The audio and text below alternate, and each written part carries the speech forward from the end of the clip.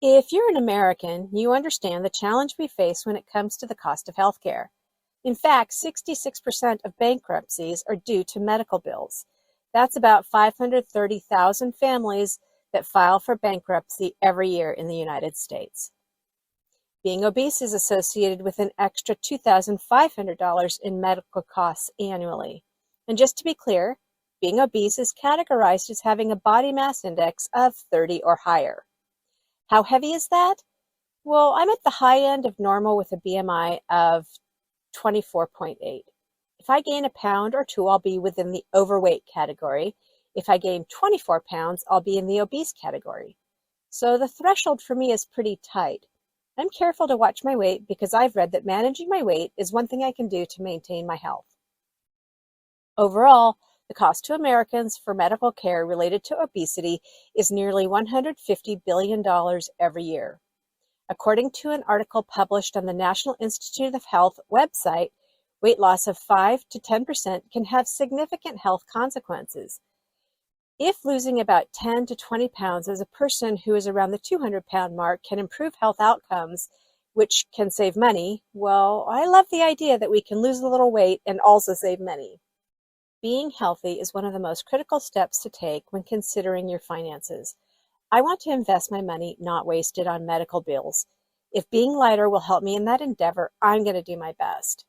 About 2 decades back, when I was in my early 40s, I became ill with rheumatoid arthritis. Because I'd had negative experiences with some doctors I saw in the past, I was reluctant to get professional help.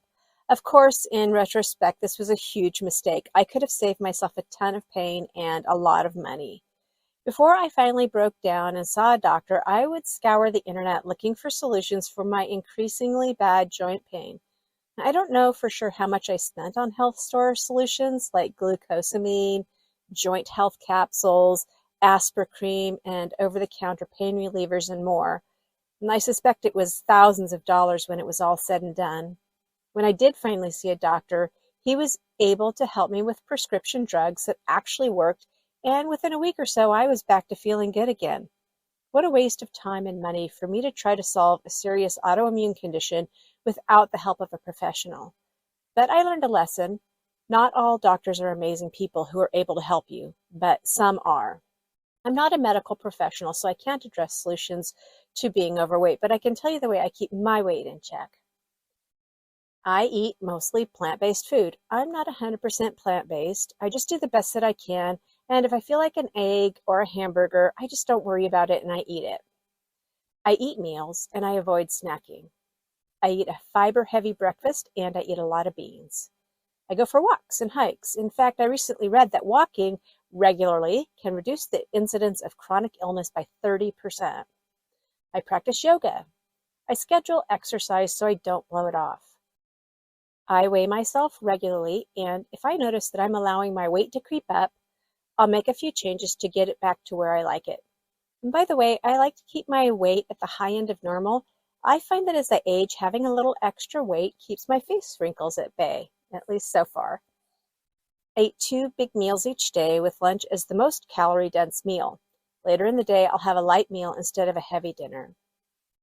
I drink water and 1 cup of coffee each morning.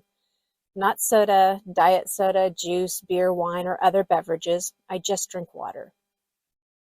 I get a good night's rest. I never make good choices when I'm tired. I don't bake much, but when I do, I make the smallest recipe I can.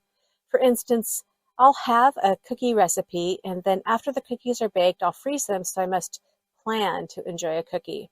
I remove a couple from the freezer and thaw them to enjoy. I've also halved boxed brownie mix to bake up and share with my grandkids when they come by. I almost never buy junk food or processed food. I almost never eat fast food. I meditate regularly. Mental health is health. Good mental health helps me make healthy choices. And finally, I cuddle with my cat regularly. This is another way that I support my mental health. There's nothing earth-shattering in my list, which makes sense because I'm not a health expert. I'm just a mature woman who could slip into some pretty bad health habits with ease. But because I want my life to be intentional and because I want to save money on healthcare, I choose to remain focused on keeping my weight as near as normal as possible. Beyond maintaining a healthy weight, I wear a seatbelt. I floss my teeth and I see a dentist regularly.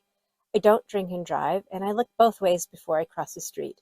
I don't text and drive or use my phone while I drive. And these practices are for my health benefit. I never want to end up in an emergency room if I can avoid it. I think of it like this. When I was younger during my first marriage, I would spend a good amount of time each ski season snowboarding with my family in the mountains. We always had great fun, but I was always aware that avoiding getting hurt was part of our fun. Once a person's hurt on the mountain, everyone stops having fun. Once I saw a grandma bust her lip open when she was ice skating. It happened so fast, and she couldn't have done anything to react quickly enough to prevent the accident. It was remarkable to see a happy-go-lucky family transition into a quietly concerned family in a matter of seconds. The grandmother certainly needed stitches, and they were able to gather everyone together and hustle her off to the emergency room. But the family was shattered instantly. And plus, there will likely be a big bill down the road for her emergency room visit. My last word on health and money is think of your body like your car. It's cheaper to maintain than it is to go in for a major overhaul.